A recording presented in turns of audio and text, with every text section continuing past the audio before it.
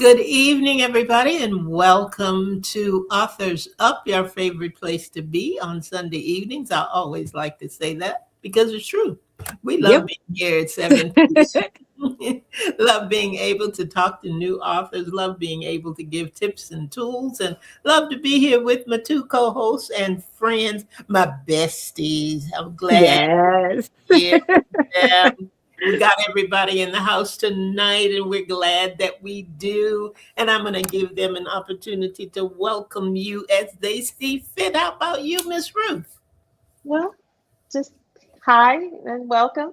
I think that works as well. Why complicate it? So, welcome. That's it. That's it. Welcome, everybody. We are definitely glad to be here. Yet another Sunday night. Welcome, welcome. Like and share. Indeed, indeed. We're going to get started. We're going to jump right in this evening and start the way that we usually do. Hey there, Linda Cooks. Glad to have you in the house this evening. We're going to start with our week in review. And we're going to start with you, Victoria. Then we're going to come on up to me and go on over to Ruth. All righty, all righty. How- Week was pretty good. I'm still challenged a little with this daggone knee of mine, but I'm limping along and making it do what it do. Um, I've been able to write a little bit more this week. I'm working on my blog for next month already. Got that in progress. So I'm ahead of the game. I'm pleased with that. Still working on my book a little bit and staying on track with my own personal little social media things I want to do. This week I did a little introducing Victoria with a little caricature from AI, a little AI little thing, and it's so cute. It was cute, and it just encompassed everything that I do. It sounded kind of cute. So just just trying to stay on top of things, and feeling really motivated lately. Really motivated to keep on track with the writing and our reading and things we're doing here at Authors Up. So I'm just excited and feel like I'm in a good place. We're into spring. The time has changed and there's longer days of sunlight, and that always makes me feel better to kind of get out of the dark days. And so I, even though this pollen is a mess, I love the spring. I love the renewal season, just so I'm feeling pretty good in my spirit. So that was my week. How about you guys? How about you? Well, for me, I am working on cleaning up and clearing out. Every now and then I go through this thing, and I was looking around today because I think for every bag I had of trash, I had a new pile created on another side of the room, and I looked around and thought, I don't think this is supposed to go this way. So I have just trash. questioned my sanity on some things and thought, why? Tell me why I'm holding on to something from 2011. Why? Why would I be doing that? But I have a lot of that. I have a lot of just papers and things that I have, templates of things, that I have done. And, it's really hard to figure out, where do I put all of this stuff? But I also know that if I've got it on hard copy, I have got it in a file somewhere digitally. So it's not going to be lost and it won't be wasted or anything like that. So I am employing, and I was telling the ladies tonight, I am employing my grandson's method of cleaning. And his method of cleaning says if you have to ask me what it is, if you have to study it and look through it to see if you need it, and if you have not seen it all year, guess what? You can let it go. No. Let it go. You can let it go. And he would pick up something and he'd say, Nanny, and I'm like, wait, let me see what that is. He said, if you don't know what it is, you don't need it. You haven't looked at it all year, you don't need it. And right he is. So I may have to solicit his assistance with some of this other stuff so I can really, really, really make it go away. But that is ask for the week. I feel good about some of the things that I have done. I had to laugh at myself with other things that I have run across that there's just no need to hold on to. So that's going to be my challenge, and I'm going to be back at it until I get it where I want it to go. Because there are some pieces and things that I want to move, and they're just housing stuff. Yeah. And get rid of the stuff. So that has been my week and my challenge, and it shall continue. I'm like that too. I will hold on to some papers. Oh gosh, terrible habit. It is terrible. It is terrible. What about you, Ruth? What you been up to, lady? Well, I don't hold on to paper like that because I've figured out that I don't want to print it because I hate creating waste. But on the other hand, I have copies of everything. And then I have backup copies, and then I have cloud copies, and I have a secondary cloud copy because I am not going to lose it anytime. Dang it. And then I have backups of the backups. So if I needed it from 2 years ago, I could go find it. So fortunately for me, that fits all in a, hard drive in the cloud. And unless, the lights get turned off and all the satellites fall out of the sky, I should be good. Okay. So it's a good concept, though. Backup that goes with the backup. I think you'd be in pretty good shape too. We just all school with the papers. See, that's the thing too, though, because I have with what I'm discovering is like with ADHD. One of the things, I had a friend who, she was very open about her ADHD, and she was like, "Oh, I got notebooks on top of notebooks," and I was like, "Well, I am going to bring that under subjection, and I'm going to use one notebook, and I'm going to start it, and I'm going to finish it. And about 20 pages in, I'm already itching to start another one." And I finally, after 2 years of that, I'm like, why am I fighting this? As long as I just set it to the side and come back to, because I'm eventually come back to it.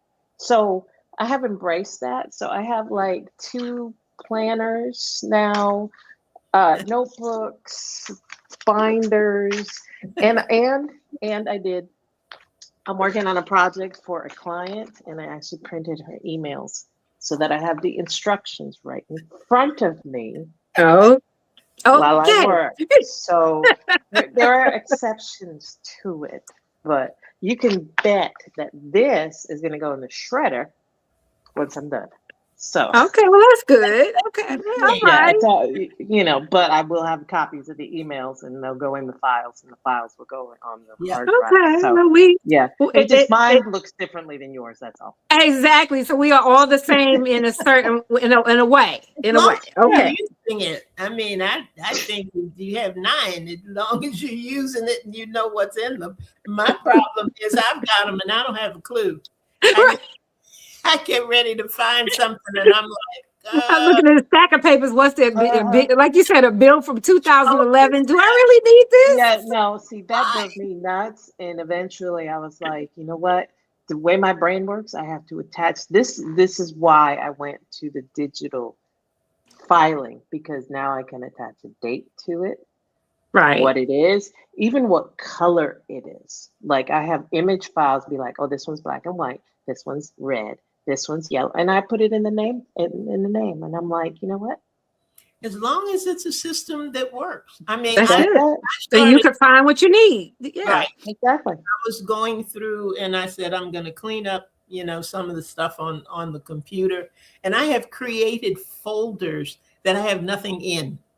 Uh, Why? Mhm. So it's going to Mhm. be a long process for me. I've already decided that, but it's going to be well worth it because I'm going to clear it out. When I worked in corporate America, it was a 3-touch rule. And Okay. I taught it to all of the executive secretaries, and they said never touch the same piece of paper more than 3 times. If you Oh, Okay. see, you are by the out of time I control. by the time I got to IBM, it was handle it once. Yeah, Wow. yeah, Yeah. yeah. Look at it, take care of it, and keep it moving. But I will have to say, this is a callback to the first book we read for our book club this year, which is The Organized Writer. And just Right. find the method that works for you. Right. But as Right. long as it works for you and you can find stuff, that's the key. If you Right. can find Right. it. Right. Right. Right. Too So, many choices. yes, Many yes, times that's I right. have called you ladies up and say, how did you, was that a text message? Was that an email? How did you send that? I'm trying to get back. I have not found the method yet, but I am concerned. I am But concerned. we are work in progress. That's all. That's That's it. it. That's it. I'm definitely a work in That's progress. it. And all of this ties in to what we're talking about tonight, which is leveraging the lessons learned. Because everything that you were mentioning, the handle it one time, the 3-paper rule that we had, and just looking at different ways to do different things. And Mhm. when I looked up the word leverage, it said, and I liked this definition, it said, is to take the knowledge that you've learned from past projects or experiences, take the knowledge that you've learned and use that knowledge to improve future performance, reduce risks, and avoid repeating the Cheating. same mistakes. So Right. in the things that we do, it's a wonderful thing. Like Ruth said, yeah, I could do it that way, but that's not the way that works for me. Mhm. You know, Right. the lesson is that this is, my vibe, my strength, my whatever, and it works for me. And that's Yes. what I'm going to use. So the lesson in that is I don't have to do it the way you do it. That's right. I Exactly. do it as I get to the same end result, which is a reduction of paper files and the ability to truly put my hands on things when I want them. Then that I've learned something in that lesson. I've learned something in how to apply, reducing those kinds of things. So we're going to talk a little bit tonight about some lessons we have learned in our writing journey, and how those lessons are helping us, and some that may not have helped us quite as much. but we're going to start with something that is my what do I want to say? I don't even know how to put it, but one of the biggest lessons that I have learned, and it has finally been beaten into my head, that, that writing and that editing are two separate animals. I, They are I caught that one the first time. that She said it. took me Well, a while. It took me a while because I would go and I didn't really realize I was doing it. okay. I didn't realize how much editing effort I was putting into what I was doing until I wrote part of the month, the Nana Write More Yes. Mhm. challenge Yes. that I did, and I Yes. was trying to make that word count. So many words that you had to do a day, and I thought, yeah, I don't have time to go back and and keep rewriting this same Mhm. sentence. Exactly. I want to change Exactly. this word, or I want to change that word. And I thought I'd never finish anything, going at it this way. And of course, my wonderful publisher there, Griffin Publishing, was very instrumental in saying, no, stop editing, Exact. just When, write. And when that's she said it, it it freed me. It absolutely freed me when she said, I was like, you know what? I am doing that. I am going, the boy is in the balloon, period. And the boy said, semicolon, yeah, quotation marks. And I was doing all that, period. And when she said writing and editing is 2 7, I was like, that's what I'm doing. I immediately stopped it. It was an immediate thing for me. And it freed me up.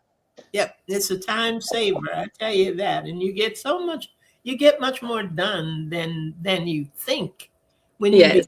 to look at it that way. Because I could go over the same sentence 6 times, put it down, come back to it, and think, oh no, I want to say this way. I thought this is Just right. amazing. Just Why right do as the thoughts we do come. that? Why do you think we do that? Why do you think we keep going? Because I think that because as for me, I'm gonna say for me, I've done very well in my English classes in school, and so I see it when I'm writing it. I know how it should be in a book. Well, no, in a sentence, then how it should be in a paragraph, how it should look when it's being read. We are that way because like I said, for me, with my English classes and English courses, I know what it should be. And so I can't write as I talk sometimes, and I know that the way I talk when I'm writing, that's not how it should be written. So I was trying to fix it and write at the same time to make it be what it's supposed to be. But Mhm. that's what the editing process is for. That's what, if I write 1,000 words today and then I'm going to go back and look over it, you know I can make a few changes then. But again, that's what the editing process is for. And again, our wonderful publisher has been so instrumental in helping us see the difference between editing and writing and revisions and what outlines are and what profiles are and all of that. And that has made a difference now in how I write. It has absolutely made a difference. Yeah, yeah. I think Go ahead. I was going to say, I think part of it too, going on what Victoria said, is the understanding or not understanding the difference between perfection and progress. And I think that, again, we know how it should look in our brains, whether it is Yes. with the rules of, English grammar and all of that, or with what we see. Yes. And we want to get it perfect before we go to the next one. And so we stop and mess with it and write with it and Hmm. change it and then change it again. And then we delete all of that and change it again. And now, you're a month into what should have just took maybe a day or two Right. to write. Totally. So I think it is that not understanding that you just need to make progress. Right. The thing is, you can learn as you go. You just have to keep going. Yeah, Yes. yeah. Yes. And Yes. and Ruth, you led right into one of the other things, or one of the other notes that we had here, and that is there is no such thing as first time final in writing. Mm. And that's the exact thing that you were saying. Perfection is not part of the process. Right. Right.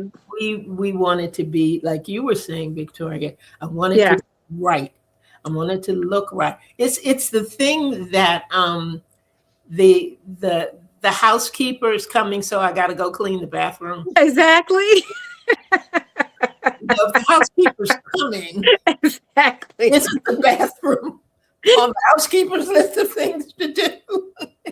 She's expecting it to be dirty. And this is the same kind of thing, Yeah.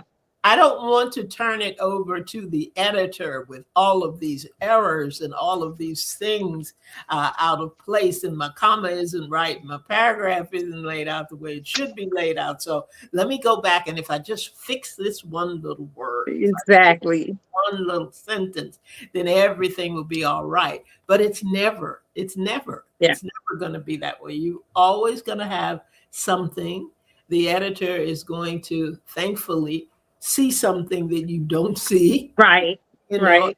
and help put it the way that it needs to be. So we knocked out 2 great lessons. Right. And we were spending more. I found myself spending more time fixing than writing, which is not optimum when you're trying to get something out the brain, And so when Ruth said that, when I tell you how freeing that was, that has been one of the most freeing and important lessons that I've learned on Authors Up. Is that concept right there.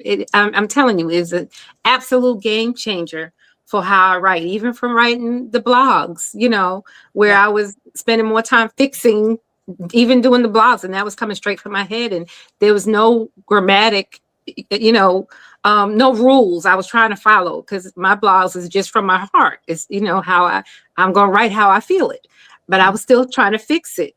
But I don't do that anymore, and it's amazing. You managed to have new deadlines and can meet them. Get those things done.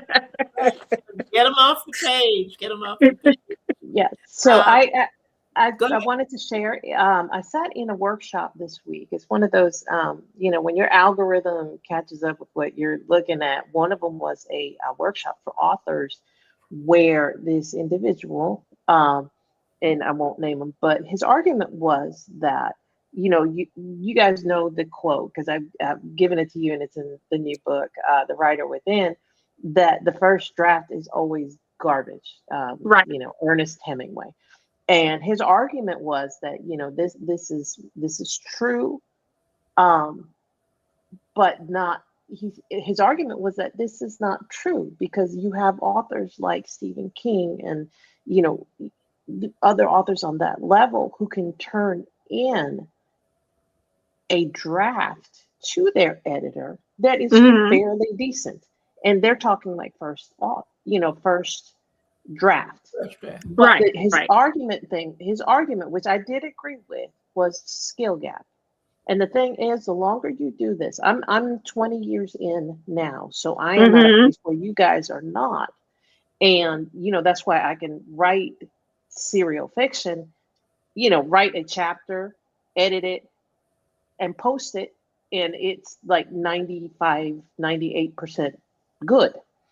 So part of it is the skill gap, but his argument was that, you have to go into the nitty gritty. You have to go into scene by scene, and then, start looking at from scene to chapter, and then looking at all of this. And I'm sitting there listening to it and going, I agree with the skill part.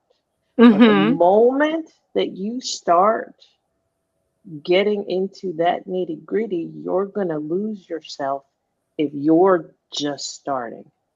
You're going to learn as you go. If you make it, as long as you're listening, as long as you're paying attention, as long as you're seeking out the knowledge to improve. And again, this is all about the leveraging the lessons learned. The first book that I wrote, that process, even the outcome is way different than what I'm outputting now. That's 20 years of skill. Yeah. And as long as you keep doing that, and somewhere along the way, I learned this is not about perfection. This is not about editing while I'm writing. This is about learning my craft. And improving on it, making progress so that what I put out takes me less time and you guys are able to enjoy it because I understand how to tell a story now. It's not me sitting here going, okay, does this scene go correctly? Is the outline. Yeah, yeah. It's part of it, but jumping in right there in the beginning, you could do better. I found that in writing the second book, it is actually going a little bit easier than the Mhm. first book because I kind of know where I kind of want it to go, and it is really flowing much better than the first one. For now. Now, once it's all finished and done, maybe will I change it? Probably, who knows? But it's flowing pretty good. When I sit down to write, it is actually going a lot better than the first one because I was absolutely like stuck um between the beginning and the ending. I knew where it was beginning and I knew where it was going to go, but the story in between was I just got stuck for a while. But in this one, I've taken characters from the first book and building upon it. So now it's their world now. So now it's just a little bit easier. And I found myself like sitting here going, I think I want to add this into the story. And I find myself taking little notes. Okay, I'm gonna come back to that, but that's what I do want to include that in there, and it's just it's a different process. I want to know if I want to say easier just yet. Maybe I shouldn't say easier, but it's different and it feels a little different doing this second story. And yeah, go ahead. No, I was going to say it is about experience. Now you've made Yeah, it your personal experience. I yeah, liken it to this. When my husband is driving somewhere, I don't pay attention to nothing. I don't tell. I don't know. I don't see none of the landmarks. I don't right. know none of the street names. Nothing. The first time I have to drive there, I have to pay attention. So even if my husband has driven 6 times, that's still not my experience. My experience is still sitting in that driver's seat, That's true. That's true. not paying And attention. you're seeing things that he doesn't see. Yeah, yeah, yeah. Right, I can right. understand what you're saying. So the moment that I have to drive, I am now paying attention to street names. I'm looking for landmarks. I am looking for how I am going to do it. And now I know. You know, Right. Andrea, I had to use the GPS to get to your place a few times, but now I know how to get there. And I am Exactly.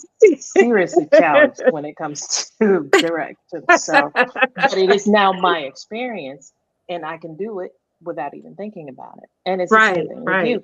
So the more you do that, once you get to Yeah, that third book, Victoria, what you're going to see is that it is easier because now you have the experience to refer right, back to. This is the right, right. lesson learned.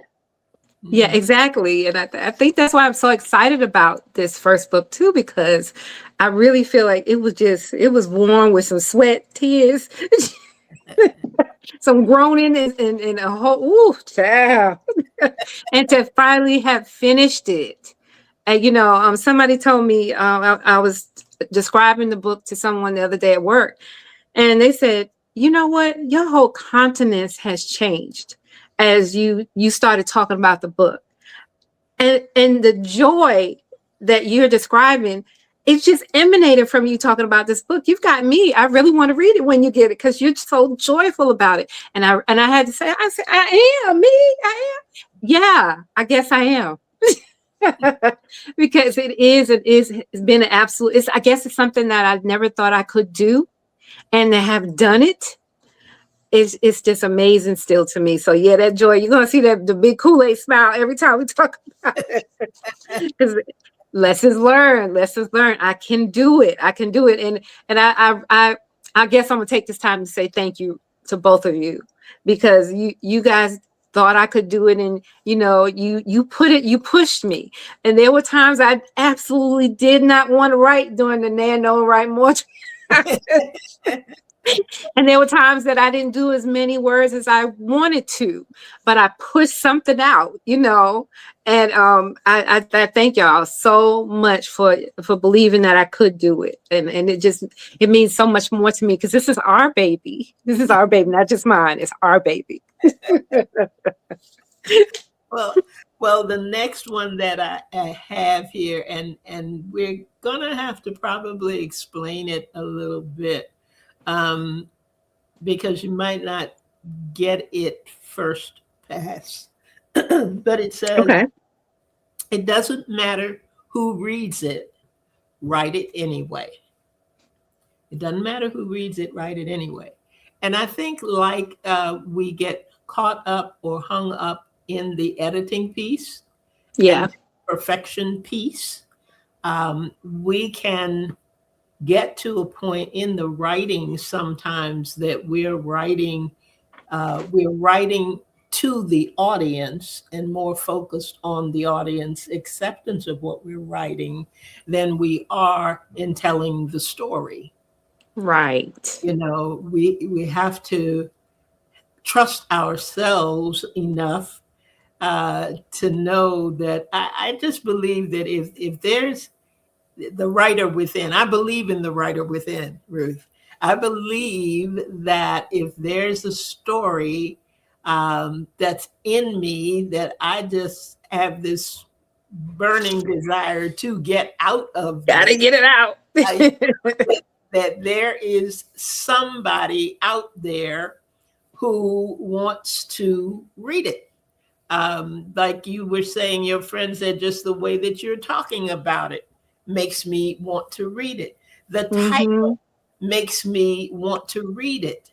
The cover makes me want to read it. I Right. remember when I did Nanny Nuggets, and I had some graphics and some wonderful things that I had chosen. And I Mm-hmm. was at church one day, and the photographer happened to be there, and I said, take a picture of me and Jazz." And that's my granddaughter, and she was kind of the inspiration for the book. And she took a picture, and we had put that in with the suggestions for the cover. So when I went to my class, and my class was for to get my life coach certification, I took all my covers and said, "So what do you think? What do you think?" And everybody said the picture of you and Jazz. Well, I didn't want my picture to be on the cover. You know, I didn't. You know, that comes along with some other lessons learned down here, but I Right. just did not want that. And my coach told me, she said, "Stop asking people who have expertise in an area for their opinion and then not take it." Oop. That's what I said. Oop, okie dokie. So I changed it. I used the picture of me and Jasmine, and so many people who picked up the book and said, "I love the cover.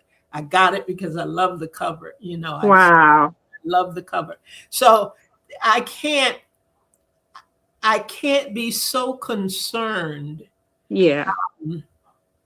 with the acceptance of it that I negate telling the essence of the story. You know, Yes. that I don't get into the real heart of the story. Right. Right. And if I am concerned about that, I won't continue to write.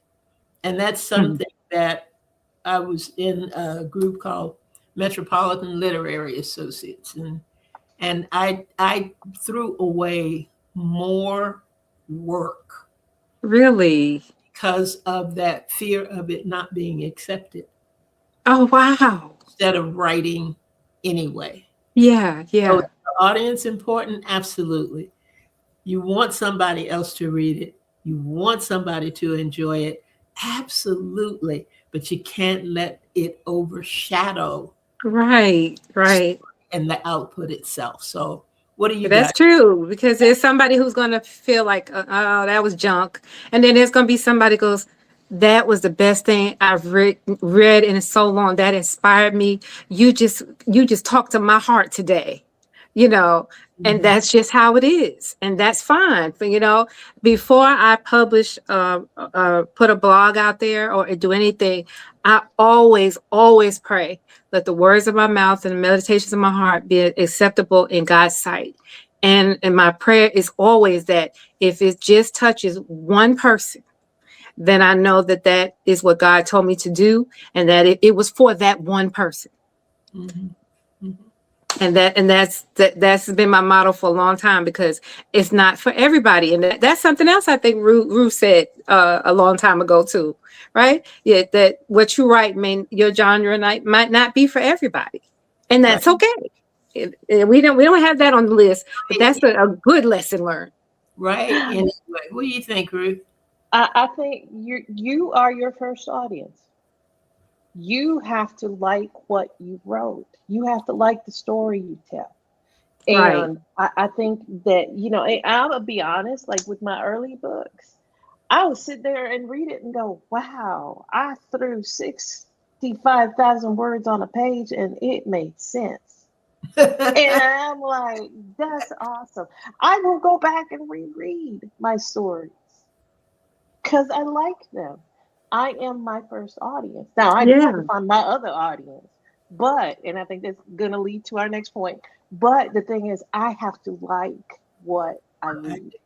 Yes. And I have to Yes. say, so I went to the library and I found that this book What you got? What you got? this book caught my eyes. I was walking out, and of course, I was like, "Oh, I have to pick it up." It's called "Once Upon a Wasteland" by Brad Williams, and I found out he's a Oh. local author. He's a local author, so um, it's just a book of scripts because that's an audio series that he does. No, Oh. no, he had 3 seasons. The last one I think was last year, so I don't know if he's continuing to do it. But one of the things that I started actually listening. I read some of it, and then I was like, well, let me listen to the podcast.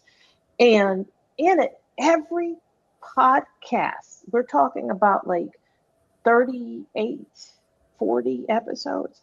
Every podcast, he would get on and he would say, this is, I think, was it Beth and Odessa's story? Their story deserves to be told. Mm. And I'm like, you know what? This ain't going to be, because the characters are based on a video game, Fallout 76. I had never heard of that video game. I had to go look at it. So it's kind of like podcast fan fiction. But the thing was, he believed so much in his characters. I truly believe he was his first audience, and Wow. Yeah. he Yeah. has like voice actors and everything. He don't get paid for this, but he puts it out he would put it out, I think, like twice a month, and he would be like, their story deserves to be He told. believes their stories He deserve to be believes it. told. Yes. I And love that. sometimes people are going to buy into your story if that's their genre, because it's just like you said, some people that just doesn't work, but if And they, it's okay. Yeah. yeah, no, and if if they're willing to listen, they're going to jump in just because of how much you believe in your story, same as with you, Victoria. Exactly. Exactly. Love it. Love it. Absolutely. Here's another one. We talk a lot about the discipline of writing, Mm-hmm. and it works differently for different people. Uh, some people set aside a time to write. Some people write better in the morning. Others write better in the evening. Some Mm-hmm. better with an outline. Some let the Mhm. characters tell the story. There are many different ways to go about it, but it goes back to write anyway. Right. It says your desire to get it done, your desire to tell that story, your desire to be able to say with conviction their story deserves to be told. That's Yes. what fuels the discipline that says, I've got to do it. Yes. I've got to do it. Yes. No, now it may sit on the shelf for a while, but had authors that will say, every time I passed it, I kept thinking, I gotta do it. Yes. I gotta get Yes. it done. I gotta get this story told. And when you have that, and you have that kind of tenacity, not about the writing process and the writing journey, and you're not even thinking Mm-hmm. all of that. You are thinking about the fact that somebody needs to know what happened to Harriet and Tom. Right. You know, they're sitting out there, they are waiting. I know they are waiting to hear about Harriet and Tom, and they're not going to hear about it if I don't finish getting this story That's told. right. And That's right. Yes. so Yes. Yes. I've got to work on it a little bit. I may work on it a little bit tonight. I may work on it a little bit tomorrow. But we have talked to people who have gone back to books that have been on the shelf, Yes. writings that have Yes. been on the shelf for years. And we've talked to other authors who were less than 6 months. Yes. You know, Yes. good writings, good books on both ends of the spectrum. Right. Right. But knowing that this writer in me, I'm telling you, Ruth, bestseller. The writer within has Yep. got to get that story told. Yep. Yeah. Yep. Yep. Got to Yep. get that story told. I have got to get that story told. Then whether I'm a day writer, a night writer, or Yes. that works A what 2 sentence writer. my favor, right? Whatever works in my favor, I'm going to make sure I do it every day. You know why? Because I can't get it out of my head. Right. Exactly. I can't Exactly. get it out of my head. And if I can't get it out of my head, I'm not going to get it out of my heart until I get it on paper. Exactly. Everybody else has the opportunity to read the story. Andrea, let me ask you a quick question. I know we almost out of time too. Is there any more stories for the ladies in the train? Or are their stories done, or is there any more with the train? No, their story is not done. And I went Wow. when I went back and looked at the train and Mm-hmm. read the train, I saw some scenarios that I did not delve deeper into. And one Yeah. was the ride Yay. Yay. itself, with our, flighty character and with our down to earth married character. We did not get into that part of the train at all. We didn't go back and really explore some of the things with our lead character and why she felt the way that she felt. She touched on it. Right. Right. We didn't go through all of that. So yeah, and Well, I I'm glad to hear you say that because I thought so too. But think you mentioned that because I was thinking about it the other day, and I thought, I wonder uh, why I didn't, and maybe I didn't because there was supposed to be a sequel to it. I don't know. I don't know. But when it hits me, I don't have that drive yet. Oh, okay. All right. But when Mhm. I really have thought about it, and when I am I hate to say it, but I love to say it at the same time. I'm the unicorn of the writers, and Yeah, you are. my characters. I depend on my characters to write themselves. So Mm-hmm. they are Mm-hmm. ready to tell the rest of the story. Then I'll probably do it, and it will flow. Yeah. Mhm. Yeah. Now I've got the mystery working, and I think the Uh-huh. mystery will require me to do some outlining because of the timing and the way things are happening. And I don't Yeah. have any plot twists and any, weird things going on, where you're looking around and saying, "Oh, that person got married. I thought they were 92. What happened?" How'd that happen? Sarah, Abraham. That work out in the editing process as well. Uh-huh. I know we are right at the time. We are right Yes. at the time we Here should. we are. Look, it always goes so fast. But I think this last thing, and if we don't do anything but say the title of this last lesson, I think it is vital that people understand, whether they're writing a book or a novel or play a script or whatever it is that they are doing, whatever it is you're doing out there. Self promotion is not just nice, it is necessary. Amen. Yes. That is Amen.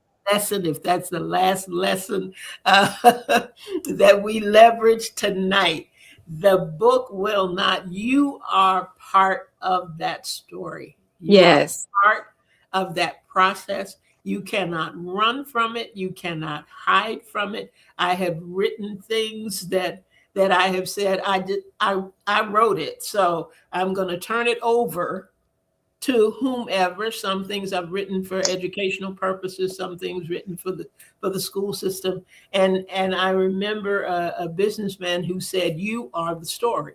You cannot do this without putting yourself in it and out there with it."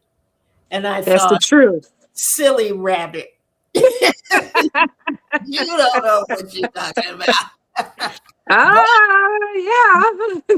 he knew exactly what he's talking about. So Yeah. whatever it is you're doing out there, whatever it is you're writing, whatever it is your project, your passion, your whatever, know and understand. It's just like we were saying, nobody else is going to believe in it if you don't believe in it. Mhm. Exactly. The way they're going to know that you believe in it is if you are willing to talk about it, and talk about it with enthusiasm, and talk about it with joy, and talk about it with the ups and the downs and the ins and the outs and all the other things that go along with that, that will excite people to want to Yes. feel what you feel, see what you see, and be a part of something absolutely amazing. Yep. So we have leveraged some lessons learned tonight.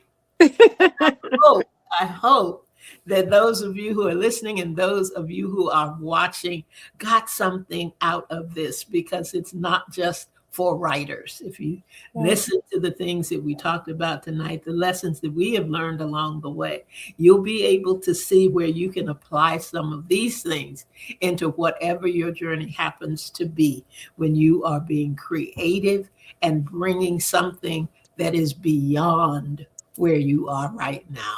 So that's going to be it for us tonight. You guys have anything to say as a final note? Hello? Nope. Nope. No, I think you got it. You know what? I wrote it Yeah. down. I highlighted it. You said you are the story. You know what? And I think that every point we made points back to that, because Yes. Yes. Yes. those This writing lessons learned, journey they're is telling amazing. our story. And our Yes. story sometimes goes into written form. Just embrace it. I'll be honest, that last point, and I know we got to go, but that last point, I have not marketed myself for my previous books because I was afraid. Yes. Not necessarily, part of it was how people would receive it, but part of Yeah. it was, oh, do people, will people understand that I'm not bragging about Yes. what I'm doing? There's Yes. various reasons. But you Yes. know what? Now I'm going to say it. Get our books. You know That what? is it. When the writer within comes out, get it. Yeah, they When Stepmothers Anonymous comes out, get it. When see help me, my brain. see me with your heart. Thank you. See me break your heart. When it comes out, get it, because these books Yes. are good. The last volume of And It is It so. is It so. Is That's So. it. Get it. Yes. They're good. Yep. Absolutely. Absolutely. That's Ladies, it. it has been a joy for our listeners and our viewers. You guys know authorsupshow.com will show you everything you need to know about That's it. it. Yes. So we want you to tap in there. Thank you, Linda and Ida, Awanda. Thank you for being here as well. And all of you who are hiding in the background, thank you for being with us tonight. Also, It is always, always a pleasure to be with you, to share the lessons that we have learned, to tap into the path and the journey of authors that we are able to bring on. And we just appreciate you. We can't do it without you. I mean, we can talk to each other anytime, but so please join us next week. You never, ever, ever, ever, ever know what is going to happen when you tune in to Authors Up. Now, I'm telling you, I know it sounds like a warning, and it is, but come on back next week. That's it. We're going to be talking with a great author, and they have a great work that they want to share, and so that you will have something else to be able to be excited about. So that's it for us for the evening. Thank you for coming, and that's all we got. See you next week. Have an absolutely amazing week, Good everybody. night, Bronx girls. Bless Good you. night.